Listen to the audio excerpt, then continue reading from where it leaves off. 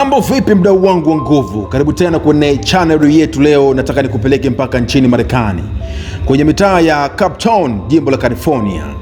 Mwishoni wa miaka ya 1980, huu ulikuwa ni mtaa hatari zaidi kutokea, na mtaa uliojaa magenge ya wahalifu, madawa ya kulevya na unyama mkubwa wa jeshi la polisi dhidi ya watu weusi. Karibu sana kwenye Chad the Storyteller. Jina langu naitwa Chad, the best presenter in town, mnyama OG. Lakini katikati ya hilo dhoruba walitokea vijana watano waliokuwa hawana kitu mfukoni, lakini walikuwa na silaha moja tu, sanaa ya kweli kabisa. Hii ni simulizi ya kusisimua la kundi la NWA, Niggas with Attitude, vijana waliotokea kwenye umaskini wa kutupwa na kuwa mabilionea, huku wakibadilisha tasnia ya muziki wa hip hop duniani kote milele. Hadithi yetu inaanza kwa kumwona kijana mmoja aitwaye Enrique White, maarufu kama Eazy-E. Eazy alikuwa mtu wa mtaani, hasa akijishughulisha na biashara haramu za kuuza madawa ya kulevya ili kujipatia riziki. Siku moja akiwa kwenye nyumba ya kufanya biashara hiyo, polisi wanavamia kwa kutumia gari kubwa la delaya la kijeshi, wakivunja ukuta, kutoroka kifo na jela kwa tundu la sindano, kwa kuruka madirisha na paa za nyumba. Tukio hili lilimfanya agundue kuwa biashara ya mtaani itamfikisha kaburini mapema. Sasa wakati huo tunakutana na kijana mwingine ambaye anaitwa Andre Young, anajulikana kama Dr. Dre. Dr. Dre alikuwa ni kipaji cha ajabu sana cha kutengeneza muziki, na alikuwa ni DJ kwenye club moja ya usiku. Dre alikuwa anaishi na mama yake ambaye hakutaka kabisa mwanae ajihusishe na muziki kwa sababu alikuwa hauripi. Baada ya ugomvi mkubwa wa kifamilia, Dre anaamua kufunga virago na kuondoka nyumbani, hii kufuata ndoto zake, akiamini kwamba rafiki zake ndo kila kitu. Dre alikuwa anashirikiana na kijana mwingine mdogo lakini mwenye uwezo mkubwa wa kuandika mashairi makali, anaitwa O'Shea Jackson, maarufu kama Ice Cube. Ice Cube alikuwa bado yupo shuleni, lakini kila akipanda basi la shule alikuwa anashuhudia unyama wa magenge ya mtaani na jinsi polisi wanavyowanyanyasa vijana weusi bila kosa. Cube alikuwa anachukua mateso hayo yote na kuyabadilisha kuwa mistari ya rap kwenye daftari lake. Kundi hili linakamilishwa na vijana wengine wawili kama DJ Yella na MC Lena, ambao nao walikuwa na njaa ya mafanikio na vipaji vya hali ya juu. Siku moja Dr. Dre anamsukuma Eazy-E kuwekeza pesa zake za mtaani kwenye biashara halali ya muziki. Dre alimwambia, wewe una pesa, sisi tuna vipaji, twende studio tukarekodi. Nakubali na wanaanza lebo yao inayoitwa Ruthless Records.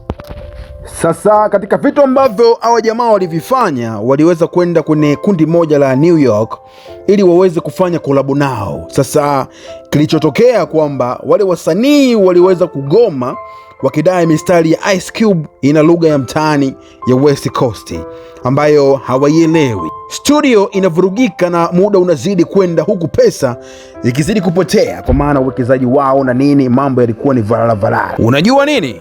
Dr. Dre alimgeukia Eazy-E na kumwambia, Enrique, piga picha, wewe ndio utakayeimba wimbo. Eazy-E anashtuka na kukataa, akidai kwamba yeye sio rapper na hajawahi kuimba. Lakini baada ya kushawishiana sana kwa muda mrefu, Eazy anaingia kwenye kibanda cha kurekodi booth.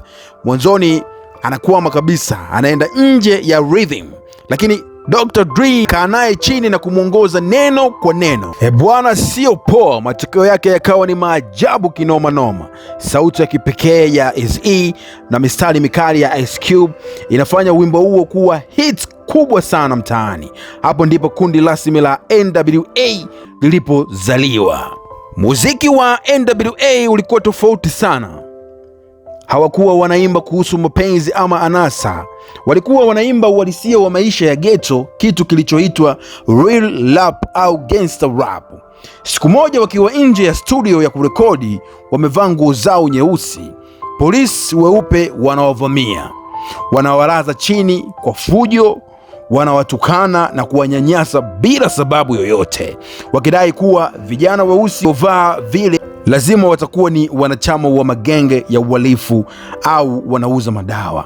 Meneja wao mpya, mtu mweupe aitwaye Jelly Henley, anatoka nje na kujaribu kuwatetea, na hapo ndipo polisi wanawaachia. Tukio hili linawajaza hasira kali sana vijana hawa. Ice Cube akiwa amejawa na ghadhabu anakaa chini na kuandika wimbo wa kihistoria na wenye utata mkubwa zaidi, Fuck the Police.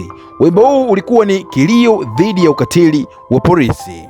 Mwaka 1988 wanatoa albamu yao ya kwanza, inalipuka kama bomu, inauza mamilioni ya nakala nchini kote bila hata kupigwa kwenye redio kubwa, kwa sababu mitaa iliuishi ule muziki. Lakini serikali bwana inashtuka, na shirika la kijasusi la FBI linamtumia barua rasmi Eazy na kundi lake likiwatuhumu kuwa wanahamasisha vurugu na chuki dhidi ya vyombo vya dola. Hii inawafanya kuwa kundi hatari zaidi duniani Marekani, lakini pia linawaongeza umaarufu mkubwa sana. Wakiwa kwenye tamasha kubwa la muziki kule Detroit, jeshi la polisi linawapa onyo kali: mkipiga wimbo wa fuck that police, tunawakamata hapo hapo jukwani. Lakini NWA walikuwa na msimamo katikati ya show. Ice Cube anasubiri mashabiki wachafuke, kisha anaanza kuimba wimbo huo. Polisi wanaovamia jukwani, milipuko inatokea na kundi lote linakamatwa na kuswekwa jela. Tukio hili linawathibitisha mashabiki kuwa NWA hawakuwa waigizaji, walikuwa ni mashujaa wa kweli wa mtaani. Sasa wakati mafanikio yakizidi kuwa makubwa, nyufa zinaanza kuonekana ndani ya kundi. Ice Cube anagundua kuwa ingawa yeye ndiye aliandika asilimia kubwa ya mashairi ya albamu inauza mamilioni, bado anaishi kwenye nyumba ndogo na hajalipwa haki yake stahiki. Anamfuata meneja Jelly Henley kuomba mkataba wake wa kudumu na pesa zake, lakini Jelly anamzungusha na kumpa visingizio vingi sana. Sasa kitendo hicho kiliweza kumfanya Ice Cube kuweza kuona kwamba hii kazi ambayo anaifanya ni mieyusho tu. Cube anaenda New York na kuanza kufanya kazi peke yake, yani kama solo. Anatoa albamu yake ya kwanza na inakuwa hits kubwa sana, jambo linalothibitisha kuwa yeye ndiye alikuwa ubongo wa NWA. Kundi la NWA lililobaki linaamua kumshambulia Cube kwenye albamu yao mpya, wakimwita msaliti. Ice Cube hakunyamaza, alijibu mapigo kwa kutoa wimbo mmoja hatari wa diss track uitwao No Vaseline, ambao anawachafua NWA wote na kumtuhumu meneja Jelly Henley kwa kuwaibia pesa zao. Sasa wakati Ice Cube anapambana kuitetea haki yake na Dr. Dre naye anaanza kufumbua macho, anagundua kuwa Jelly Henley anasaini mikataba ya kifisadi na Eazy anafanya maisha ya kifahari, wakati yeye Dre anafanya kazi usiku na mchana studio, lakini akaunti yake ya benki haina kitu. Washawishi na mtu mmoja, washawishi mtu mmoja hatari mtaani, jitu la milaba minne linalojulikana kama Suge Knight. Sasa huyu jamaa ambaye anajulikana kwa jina la Suge Knight anamwambia Dre kwamba wewe ni producer bora zaidi duniani, kwa nini unakubali kuibiwa na Jelly Henley? Ondoka hapo, mimi na wewe tuanzishe lebo yetu. Dre anaamua kujitoa kwenye kundi la NWA na kuanzisha lebo ya Death Row Records mnamo mwaka 1991. Suge Knight anatumia mabavu na vitisho vya bunduki kumlazimisha Eazy amwache Dre kutoka kwenye mkataba wa Ruthless Records. Hapo ndipo kundi la NWA lilipokufa rasmi. Kwenye Death Row Records anapata mafanikio makubwa sana na anatoa albamu yake ya kihistoria ambayo inaenda kwa jina la The Chronic na kumtambulisha rapper mpya aitwaye Snoop Dogg. Dre anakuwa mfalme mpya wa muziki huku akimponda sana Eazy kwenye nyimbo zake. Sasa unajua kwamba Eazy ujamaa bwana aligundulika kuwa ana ugonjwa wa ukimwi HIV, kwa maana alikuwa anatumia style yake vizuri sana, na ugonjwa huo umefikia hatua ya mwisho kabisa. Habari hii inashtua ulimwengu mzima wa muziki wa hip hop duniani. Dre na Ice Cube wanakimbia hospitali kwenda kumwona ndugu yao, lakini Eazy anakuwa tayari ameingia kwenye homa kali ambayo hawezi kuongea. Dr. Dre anasimama kando ya kitanda chake akilia, akimshukuru kwa kubadilisha maisha yake. Kifo cha Eazy kiliweka nukta kwenye uwezekano wa kundi la NWA kurudi tena jukwani, lakini urithi wao haukufa. Dr. Dre aliendelea kuwa mmoja wa watayarishaji wakubwa na matajiri zaidi duniani hata baada ya kugundua vipaji kama Eminem na 50 Cent. Ice Cube akawa mwigizaji na mwongozaji mkubwa wa filamu huko Hollywood. Kutoka kwenye mitaa hatari ya Compton bila elimu kubwa ya darasani, vijana hao wanathibitisha kuwa haijalishi unatokea wapi, unaweza kutumia kipaji chako kupaza sauti na kubadilisha dunia. Yes.